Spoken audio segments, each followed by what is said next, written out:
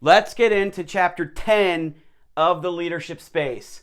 And this chapter is, the title's a mouthful, okay? The title is Create Who You're Being for Others Out of Your Commitments. And I'm going to add out of your commitments in life, right? Now, what's really unique about this? Well, I want to bring in a fourth C, right? And the fourth C is commitments. And that term is going to become really powerful and relevant in what I'm going to share with you, okay? So let me frame this up a little bit so you can understand what I'm saying, where I'm coming from with this whole thing. So if you've been tracking along, this will make perfect sense. If you haven't seen previous videos, I'll try to capture this as quickly as I can. Right? So the whole concept of the leadership space is that who you are as a leader is not just about what you're doing. It's about who you're being, right? That there's an emotional environment that comes out of you. There's a resonance that comes out of you as a person, and it resonates out to your team, and people respond to that emotional energy, that resonance, okay? For example, some of the research I talked about is that a leader's mood has up to a 30% impact on their team's performance. Why? Because of the resonance of who that leader is being. I told a story in there, I think chapter 7, about a certain leader who kept saying to their people, come see me, come talk to me. But internally, she was really resentful, and she emotionally didn't really want anyone to bother her. So she left her door open for everybody to come and talk to her. Seasoned professional, has a lot of answers, come talk to me, door's open. But physically, the door was open, emotionally, it was closed. Because who the leader was being was, don't bother me, because she resented. And there was a solution to that whole story, chapter 7, okay? The leadership space is about the mindset and the emotional environment that you bring to your team that communicates subconsciously how you want them to respond to their customers or their clients or to their, workload or to whatever's happening. There's a whole energetic reality between teammates and leaders. And a lot of this has to do with advanced emotional intelligence, advanced social intelligence. There's a lot going on here, okay? So that's the backdrop that your space makes a difference for your team. Now, what's the point of chapter 10? Well, chapter 10 is about okay, how do I, as a leader, keep that space high level, powerful? How do I keep my space powerful? And so we've developed a lot of different points throughout the chapter, throughout the book, chapters 1 through 9. And one of the most powerful things you've discovered is that when you step into the third C, right? Choice, context, contribution. When you step into third C, contribution, you gain access to an incredible power that changes everything. And that power is to be for others. That was the last chapter we just did. Be for others. And it's incredible, okay? But there's something even more that we have to put on the table. And that's this. In life, there is always self-interest. There must always be self-interest. We are physical beings living in a physical world. We have to eat. We have to get a return on our investment. If we don't get a return on our investment, we're not going to continue with that activity. It is what it is. It's a law of nature, okay? You can feed your kid all the time, but if you don't eventually feed yourself, you're dead, right? So I'm not saying contribution is bad. Of course not. Contribution is amazing. But if you want to maintain your leadership space at a high level of being able to generate for others over time, you have to have something in it for yourself as well. And that's what I want to bring to light under the rubric of your purpose. So why is this chapter so awesome? It's because this chapter brings together the power of contribution with the power of purpose. Right? What is your purpose in life? What is your purpose in being a leader? What is your purpose in getting up in the morning? And I think it's pretty cool how this chapter makes a really beautiful distinction between two types of purpose. Okay? You have these two worlds we live in, right? Stay with me. I don't want this to get complicated. Stay with me. I promise it'll make sense. And I got a great story for you. All right? I got a great story for you. So there's two realms of purpose. There's the purpose of what you're doing. Oh, we're going to build a bridge. Oh, we're going to build a finance company. Oh, we're going to sell 1,000 cars. Over maybe it's 100 cars a month, whatever. Oh, we're going to make $1 million. That's wonderful. I'm going to buy a house in Italy. I love that idea. I like to do that. So what we're doing is very important, but there's another realm of existence for human beings, and that is the realm of who we're being.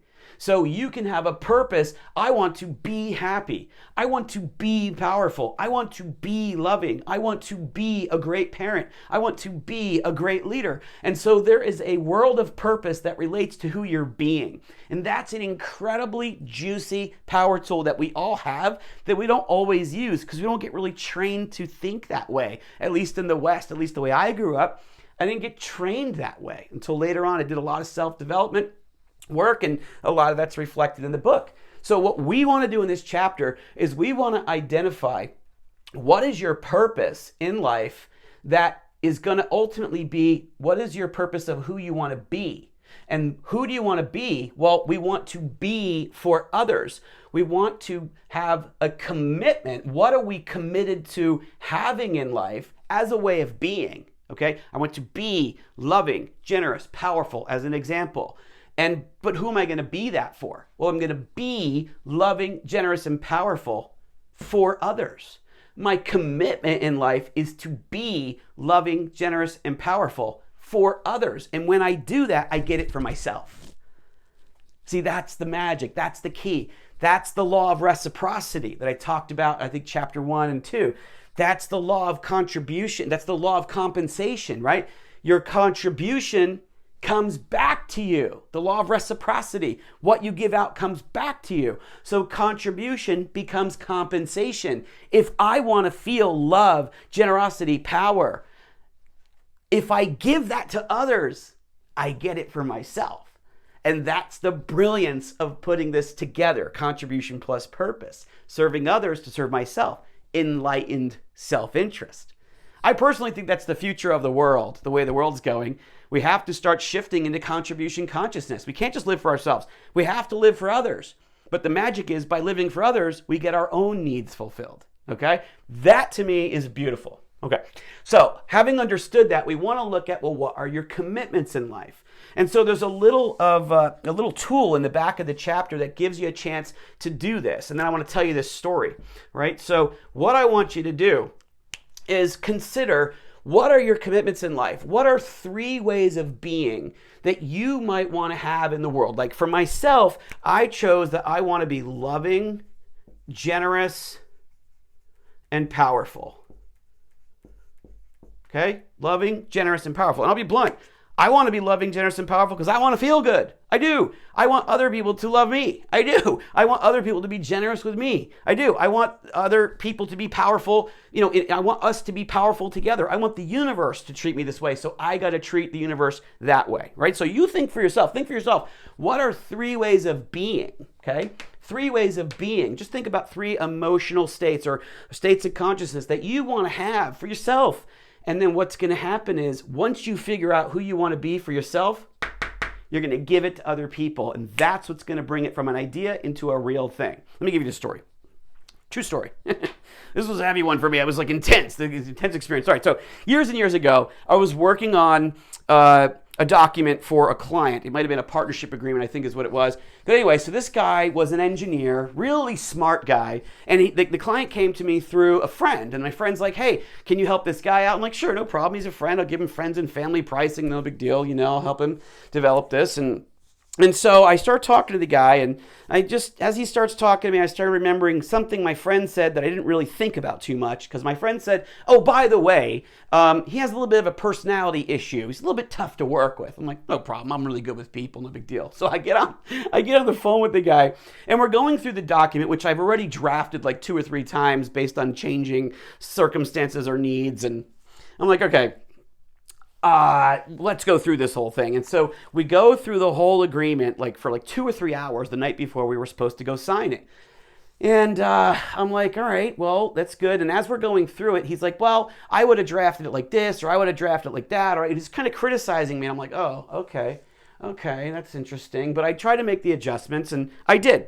I show up at the guy's house the next day, and we are about to sign. He says to me, first thing I get in there, to his house. He goes, I don't have a lot of time. I go, no problem. It's ready to go. We'll just sign on the dotted line. We're good to go. I'll give you some copies. He goes, yeah, but let me read it. And so he starts reading the document and then criticizing the latest draft that we just spent 3 hours on together. And I start thinking to myself, son of a bee, this guy, I really started saying a lot of expletives in my head. And I was like just about to react, and then boom, I remembered that this whole thing, and it was like a subconscious thing. It was like a wave that was in the background that just came and just squashed that upset for me and just moved and smoothed it out, put the fire out and just smoothed it out. This river of love came through me.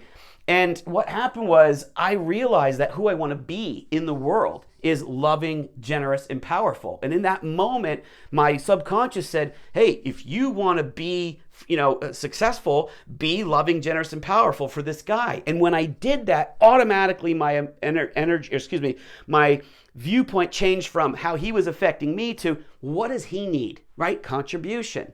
And my goal was ultimately to have a great experience. And I shifted my whole experience. And I was like, wait a second, he's not criticizing me. And even if he is, it doesn't matter. It's okay. I'm here to be of service to him. What is he really concerned about? And I was like, of course, he's a dad.